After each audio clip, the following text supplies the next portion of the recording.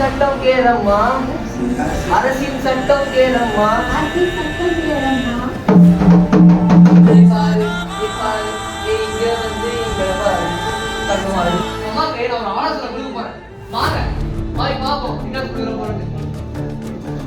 என் பொண்ணோட வாழ்க்கை எப்படியா நான் காப்பாத்துனேன்.